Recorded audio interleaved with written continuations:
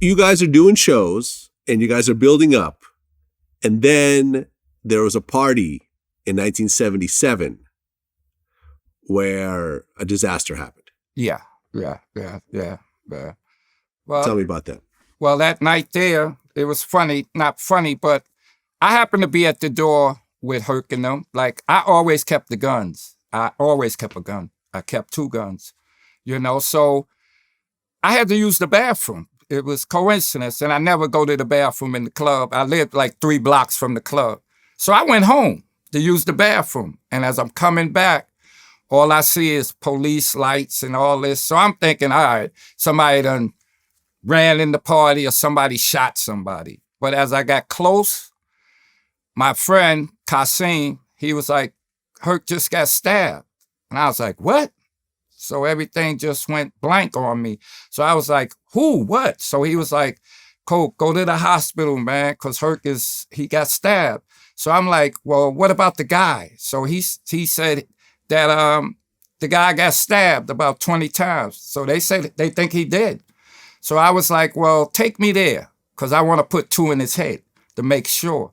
And they was like, nah, go check on Herc first, man. So I went to the hospital, which was right up the hill.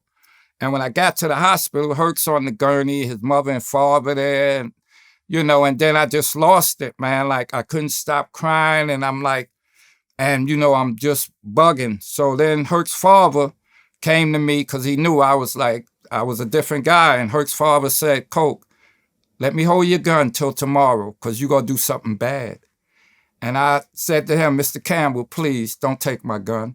He was like, no, I need to, because I'll give it back tomorrow.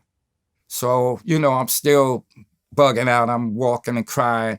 And then he said, hold on 1 minute. So he went and talked with Herc. Then Herc called me in the room. And Herc like, Colt, wait for me. I'll be all right. And then we go look for these guys together. And I said, all right. I left the room. I gave Herc's father my gun. And I went home. 8 a.m, I knocked on Mr. Campbell's door. He gave me my gun back. I went and got Mike, who was Mike. He used to work the lights and carry the equipment. He was the only one at the door when Herc got stabbed. So he was the only other person that could say what the people looked like. And Herc said he's seen the guy before in a pool room that I used to hang in on Ogden Avenue. So me and Mike went there. And when we went in the pool room, it was like 40 people in there. But as soon as we came in, people started leaving out. So really the guy passed by us, because I kept saying, Mike, if you see him, tell me, I'm going to just blast him right now.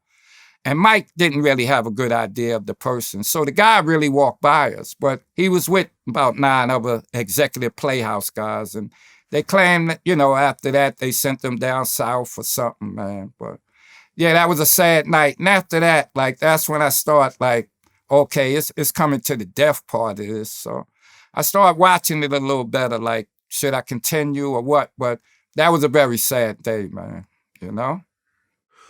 Well, I guess the club, the Sparkle, ended up getting burned down, right after the stabbing, right? Yeah, because what happened was we moved up the block to the Hevelo. And once we went to the next club, they couldn't make no more money. That's how it was. Any spot we go to, the next spot is dead.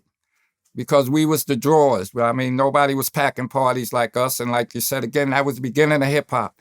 And everybody was following our lead. We did a lot. We gave away records. We played in everybody's recreation center. We wasn't scared to go in your neighborhood. So they actually burned the club down? For the insurance money? Down. Yeah, burnt it down. Wow. They burnt the Hevelo after we left. They burnt that one. They, like I said, they'll torch it in a minute and make it a parking lot. That's crazy. That's what. That's absolutely crazy. Yeah,